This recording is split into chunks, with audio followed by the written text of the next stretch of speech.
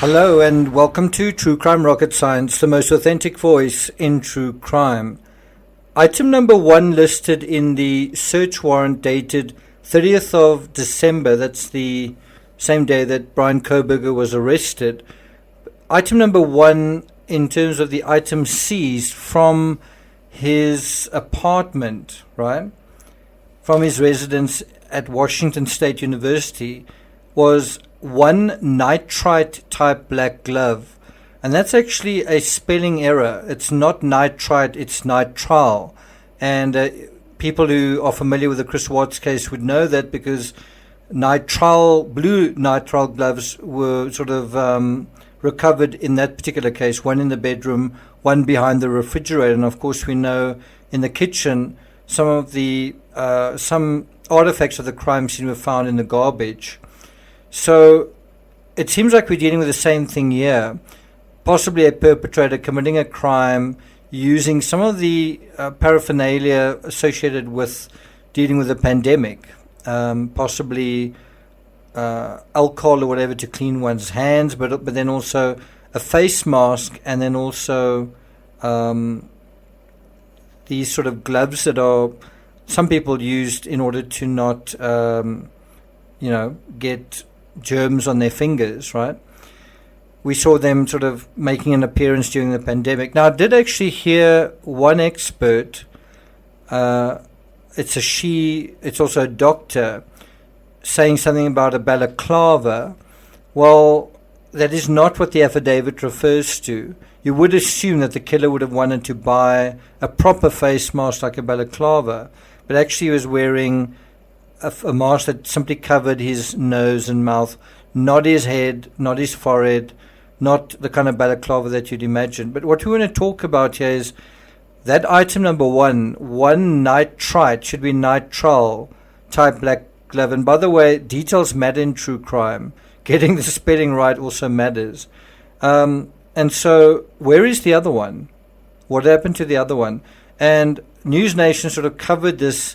Did a retired homicide detective with an impeccable reputation discover this absolutely vital clue right there in front of everyone as he actually solved the case, kind of thing, right?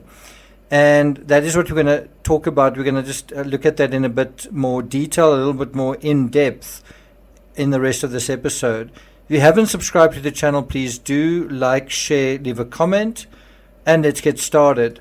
So leave a comment right now. Do you think this is the other glove, the glove that you see in your on your screen right now? Now, what's quite frustrating for me, when the podcaster was asked to address questions about this, he was asked, well, what kind of glove is it? And he said something like, I can't say if it's male or female. And I kind of scratched my head when he answered that way, because I was sort of expecting an answer like, well, it's rubber, or it's a flimsy material like a nitrile glove, or it's leather or something like that. And instead he didn't say that. And I don't know, like, if you were asked what kind of glove is it, would you sort of default to male or female? Would that be the first thing that would come to mind? Right? So not much of a description, but it looks like he did find something after all. So what do you think? Do you think this is a big clue? Now, again, the clue to the answer to this, I believe, lies in the substance that it's made out of. It is a nitrile glove. Nitrile gloves are a very thin, chemical-resistant, puncture-resistant material. It's a synthetic copolymer. It's formed through combining acrylonitrile, which sounds like something that is something like an acrylic, and butadiene combining. So, but basically it's a synthetic thing. I think it probably feels a little bit like a silicone swimming cap, a little bit like that. Very stretchy, but also a quite a resilient fabric that isn't easily punctured. Sounds very fancy, but it also just simply looks like a deflated balloon, doesn't it? Now, I don't think you need to be a rocket scientist. I don't think you need to know chemistry to be able to look at that image, look closely, and decide, does that look like a nitrile glove or doesn't it? The other glove is a nitrile glove. Is that a nitrile glove? Well, it's black, but does it have any of that sort of deflated characteristic about it? Because to me, it does kind of look like a snow mitten. It looks like it's sort of puffy and has sort of ill-defined finger spaces, as Jody says on Patreon. So, to my money, that does not look like a nitrile glove. Do you agree with that? Now, you might say, you can't say, it's not very easy to see. I did actually see a nitrile glove on the ground, funnily enough, today. I was barbecuing at my father's house, and there happened to be one lying on the ground in the garden, a blue nitrile glove. And I took a photo of it, and that is the kind of thing you'd expect to be seen. Can you see how it's different to that particular image?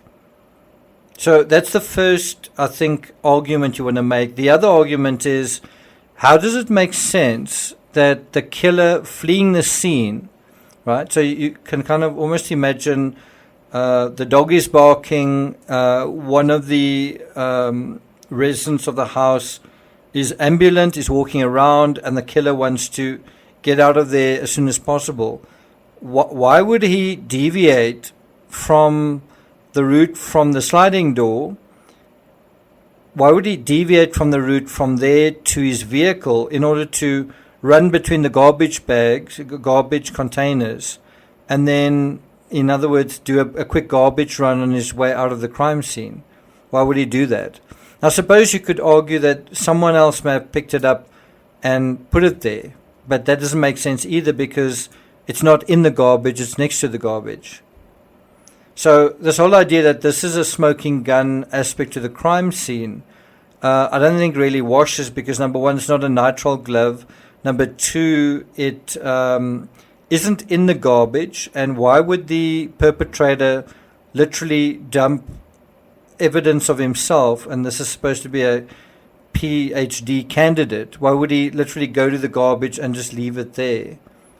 Now, of course, it is important to look at everything within the cordoned off tape, right? It's important to look at everything and do an inventory. And it is important, the fact that they overlooked this glove, and that is something the defense case will more than likely bring up. So I would like to ask you guys, especially those of you who go to other channels, has this come up, this idea of the glove? Has anyone spoken about it? And isn't it actually fairly straightforward? The other glove needs to be a nitrile type black glove. Well, is that a nitrile type black glove? Has no one really been explicit about the fact that it isn't? Has anyone asked the podcaster that question? I'd just be interested to know. Thank you for listening, and I'll see you guys next time.